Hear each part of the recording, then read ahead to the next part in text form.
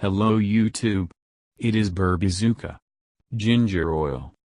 This recipe is especially useful for elderly people with problems of the gastrointestinal tract, and maybe who will be useful to whom from youth. Pound 150 grams of melted butter and 4 tablespoons of ginger powder until smooth. To make a powder, just change the ginger root in the coffee grinder. I bought it in the pharmacy. Let the ginger oil steep for half an hour and put in the refrigerator, closing the lid. You need to take oil according to a certain scheme, just once a day in the morning on an empty stomach half an hour before meals.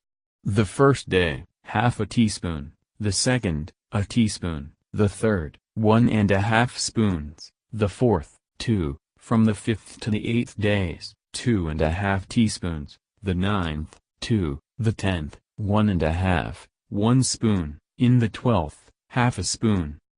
This is a very strong tool, so it is enough to conduct treatment only once every 2 years.